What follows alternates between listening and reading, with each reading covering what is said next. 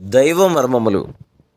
సహోదరుడు భక్తి సింగ్ గారి అనుభవంలో దేవుడు ఆయనకు బయలుపరిచిన దైవ మర్మములు. నవంబర్ 27. హృదయ శుద్ధి గల వారు ధన్యులు, వారు దేవుని చూచెదరు. మత్తయి సువార్త 5:8.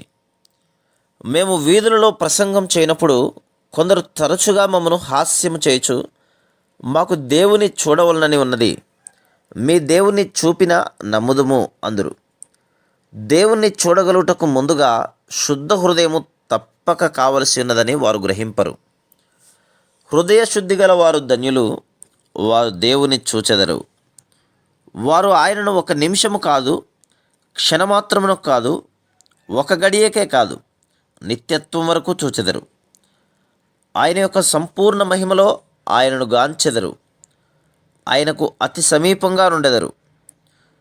దేవుని వాక్య ప్రకారం మనకు గల హృదయము చెడ్డది, మోసముతోనూ చెడుగుతోనూ నిండిన హృదయం.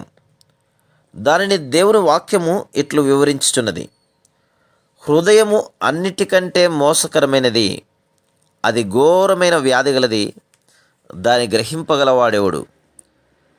ఇర్మియా గ్రంథం 17:9.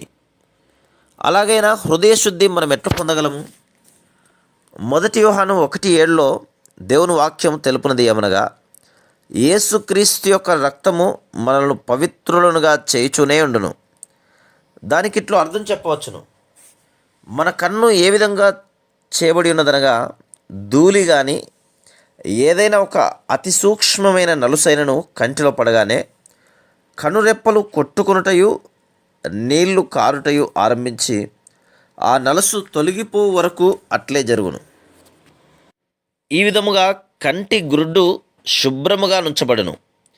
ఈ విధంగానే యేసు రక్తము మనల్ని సదా కడుగుచుండును. ఎల్లప్పుడూ ఏదో ఒక చెడు తలంపు మన హృదయమునందు ప్రవేశించ చూచుచుండును. యేసుక్రీస్తు ప్రభు రక్తం వల్లనే తప్ప ఇట్టి తలంపులు మనల్ని వదలవు. మనం విశ్వాసముతో ఎప్పుడైతే ఓ ప్రభువా నన్ను శుద్ధీకరించుము అని అడుగుదుమో వెంటనే కడగబడుచున్నాం. నాకిప్పుడు సమయం లేదు, రేపు వచ్చి కడుగుము అని ఎన్నడూ ప్రభు చెప్పడు. ఆయన ఇట్లా అనుచున్నాడు: నాకు మొరపెట్టుము, ప్రత్యుత్తరమిత్తును. మనం శుద్ధీకరించబడితిమని ఏ రీతిగా తెలుసుకొనగలము? దేవుణ్ణి చూడగలుగుట ద్వారానే. యోహాను సువార్త 4:24 చెప్పినట్లు, దేవుడు ఆత్మ గనుక ఆయనను ఆరాధించువారు ఆత్మతోనూ సత్యముతోనూ ఆరాధించవలెను. మనము ఆత్మలో కడగబడిన వారమైన దేవుని తెలుసుకొని ఉందు, ఆయనను చూతుము, ఆయనతో నుందుము. Praise the lord.